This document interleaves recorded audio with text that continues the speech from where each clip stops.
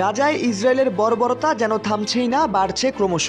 এবার হামলা চালিয়ে গুড়িয়ে দেওয়া হলো সেখানকার একমাত্র ক্যান্সার হাসপাতাল। বার্তা সংস্থা আল জাজিরা বলছে, ইসরায়েলি দখলদার বাহিনীর হামলায় সম্পূর্ণ উড়ে গেছে মধ্য গাজার তুর্কি ফ্রেন্ডশিপ হাসপাতাল, যা ছিল গাজার একমাত্র ক্যান্সারের চিকিৎসা কেন্দ্র।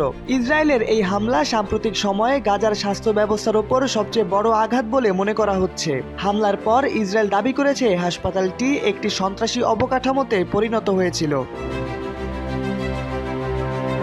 হামলার পরপরই সেই ভিডিও ছড়িয়ে পড়ে বিভিন্ন গণমাধ্যমে। সেসব ভিডিওতে দেখা যায় হাসপাতালটি বিমান হামলার মাধ্যমে ধ্বংস করা হয়নি, বরং এটি নিয়ন্ত্রিতভাবে ধ্বংস করা হয়েছে। ইসরায়েল ধারাবাহিকভাবে গাজার চিকিৎসা সুবিধাগুলো ধ্বংস করে আসছে এবং ইতিমধ্যে বেশ কয়েকটি হাসপাতাল গুড়িয়ে দিয়েছে।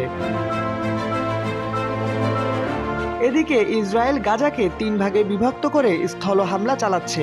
নেটজারিম অক্ষ বা মধ্য গাজা, রাফাহ সাবুরা শরণার্থী শিবির দক্ষিণ গাজা এবং বেইত লাহিয়া উত্তর গাজা, এসব অঞ্চলের সবকটিতেই তারা আক্রমণ চালিয়েছে। এদের মধ্যে ইসরায়েলি বাহিনী নেটজারিম অক্ষে ব্যাপকভাবে অনুপ্রবেশ করেছে। এর ফলে গাজা কার্যত 2 ভাগে বিভক্ত হয়ে পড়েছে এবং পরিবহন ব্যবস্থা সম্পূর্ণ ভেঙে পড়েছে। 2023 সালের নভেম্বরের গোড়ার দিকে ইসরায়েলি সেনাবাহিনী এই নেটজারিম অক্ষ তৈরি করেছিল, যার উদ্দেশ্য ছিল গাজা শহর ও উত্তরের অঞ্চলকে মধ্য ও দক্ষিণ অঞ্চল থেকে বিচ্ছিন্ন করা। এটি গাজার পূর্ব সীমান্ত থেকে পশ্চিম উপকূল রেখা পর্যন্ত বিস্তৃত ছিল। 2025 সালের ফেব্রুয়ারিতে যুদ্ধবিরতির অংশ হিসেবে ইসরায়েলি সেনাবাহিনী এই অক্ষ থেকে সরে এসেছিল।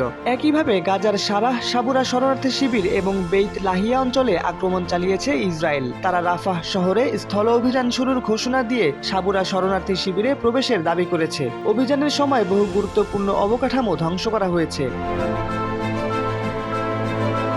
বৃহস্পতিবার ইসরায়েলি বাহিনী উত্তর গাজার বেইত লাহিয়ার উপকূল রেখা বরাবর 3য় স্থল অভিযান শুরু করে। এর সাথে গাজার বিভিন্ন স্থানে তীব্র বিমান হামলা চালানো হয়। শুক্রবার সকালে ইসরায়েলি সামরিক বাহিনী বেইত লাহিয়ায় প্রবেশ করে সেখানে স্থল অভিযান পরিচালনা করে এবং একই সঙ্গে ভারী গোলাগুলি ও কামানের গোলাবর্ষণ চলে।